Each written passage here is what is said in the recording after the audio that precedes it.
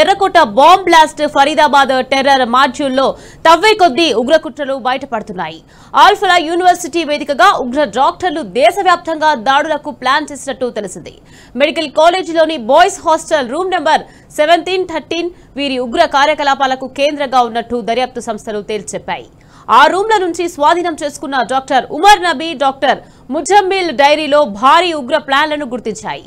వీరు 4 నగరాల్లో దాడులకు 8 మంది సూసైడ్ బాంబర్లను సిద్ధం చేసి హబ్ నుంచి కెమికల్స్, డిజిటల్ పరికరాలు, పెన్ డ్రైవ్లను సీజ్ చేసినట్టు పేర్కొన్నాయి.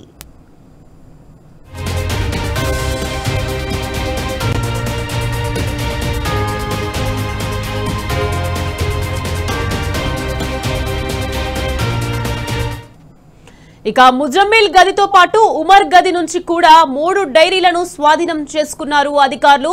అందులో ఉన్న పలు కీలక విషయాలపై దర్యాప్తు చేస్తున్నారు. ఆ డైరీలో జమ్మూ కాశ్మీర్, ఫరీదాబాద్ కు చెందిన 25 మంది వ్యక్తుల పేర్లు ఉన్నట్లు తెలిసింది. దీంతో పాటు డైరీలో నవంబర్ 8 నుంచి 12 వరకు తేదీలను ప్రస్తావించినట్టు చెప్పారు.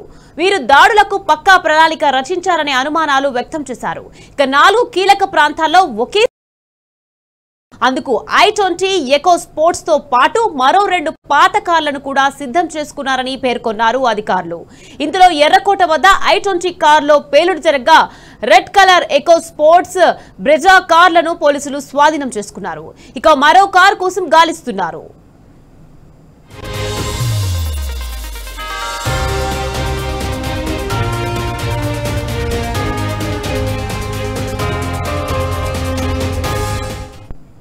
ఇక దాడులను అమలు చేసేందుకు 8 మంది బాంబర్లను కూడా సిద్ధం చేసినట్టు డైరీలో గుర్తించారు అధికారులు.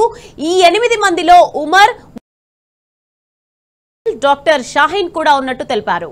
ఈ ఉగ్ర కుట్రలను అమలు చేసే బాధ్యతను ఉమర్ తీసుకున్నాడని, ఇందుకోసం దాదాపు 20 లక్షల వరకు నిధులు సేకరించారని చెప్తున్నారు. ఇక ఈ డబ్బుతోనే గురుగ్రావ్ నూ నుంచి 20 క్వింటాళ్లకు పైగా NCK ఫర్టిలైజర్ ను కొనుగోలు చేసి IED బాంబులను తయారీకి ప్లాన్ చేసినట్టు పేర్కొన్నారు.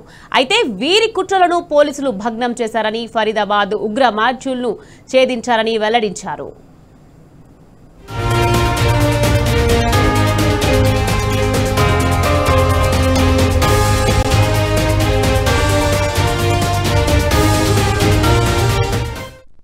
ఇదిలా ఉంటే ఫరీదాబాద్ టెర్రర్ మాడ్యూల్ కు విదేశీ సంబంధాలపై దర్యాప్తు చేస్తున్న అధికారులు సంచలన విషయాలను బయటపెట్టారు.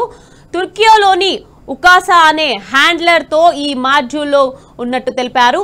ఆన్లైన్ మెసేజింగ్ ప్లాట్ఫామ్ లో డాక్టర్ ఉమర్ అండ్ కో ఉకాసాతో చాట్ చేసినట్టు ఆధారాలను బయటపెట్టారు.